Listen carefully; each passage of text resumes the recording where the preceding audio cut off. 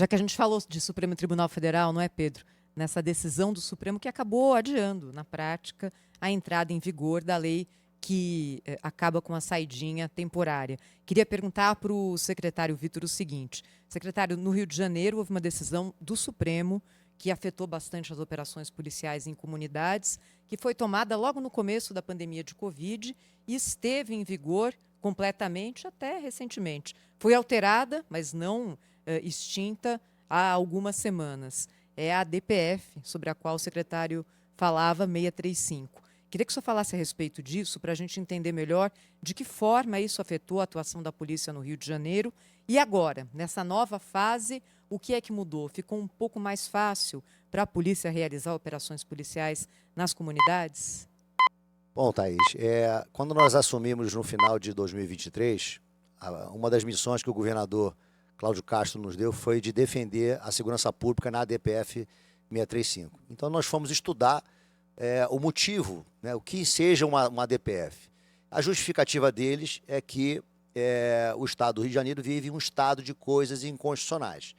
E o que seria isso? Seria o desrespeito de direitos e garantias individuais de forma coletiva e sistêmica. Tá, e aí? O que afeta o cidadão? E outra, que a polícia tinha uma alta letalidade em operações policiais.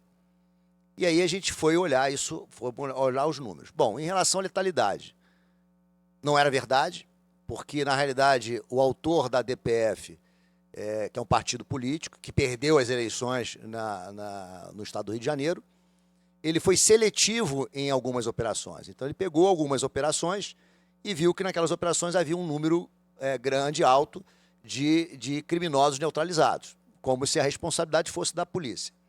Bom, para fazer essa conta, nós tínhamos que fazer uma média aritmética. Quantas operações nós tivemos num ano e dividir pelo número de criminosos neutralizados. Quando a gente fez isso, o percentual era 0,01%. Era muito pequeno. Ou seja, eles foram seletivos em buscar algumas operações. E esse argumento foi apresentado ao Supremo? Foi apresentado e foi aceito pelo Supremo, que realmente viu que a alta letalidade que alegavam em operações não era verdadeira. Até porque, numa operação, existe um planejamento. Então, existe todo um trabalho de inteligência, planejamento e execução. E um dos requisitos que se usa numa operação policial para evitar o confronto é a superioridade operacional. A superioridade operacional faz com que o criminoso olhe, veja um efetivo muito grande e, obviamente, não atente contra a vida do policial.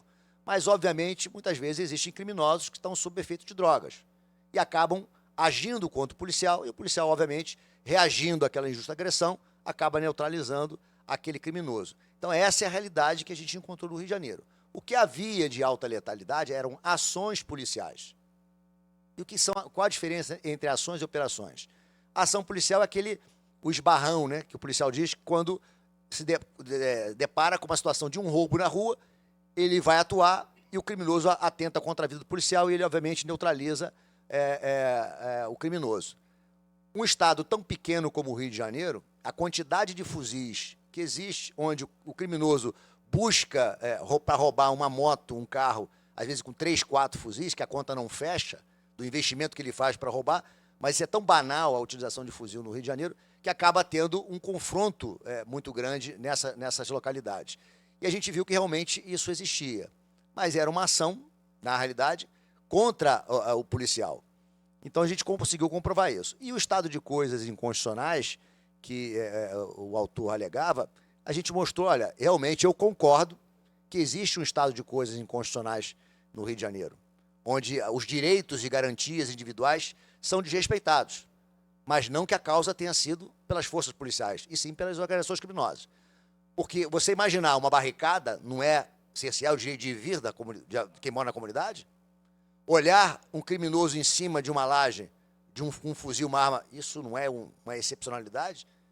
O tribunal do tráfico, onde julga e condena à morte adversários, ou até um policial, isso não é um atentado contra um direito?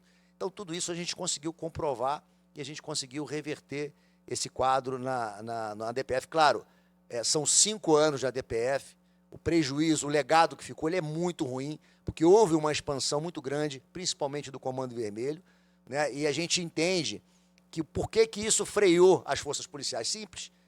Porque quando você diz que a regra não é a ostensividade, mas sim a excepcionalidade, como é que eu vou dizer para o policial que está lá na ponta o que é excepcional? Isso é dificuldade. Passar essa responsabilidade para o policial que está na ponta, olha, ele vai olhar, é excepcional? Para mim, excepcional é uma barricada. Excepcional é uma senhora ligar de dentro de uma comunidade para o 90, dizendo que existem homens armados à sua porta, e você tem que montar uma verdadeira estratégia, operação de guerra para atender. Ao contrário, se ela estivesse na zona sul do Rio de Janeiro, em 5 minutos a patrulha chega lá e resolve o problema. Isso não é excepcional? Poder escolher qual religião eu posso cultuar na minha comunidade e não aquela que o traficante determina que... Isso não é excepcional? Então, o Estado do Rio de Janeiro vive uma excepcionalidade.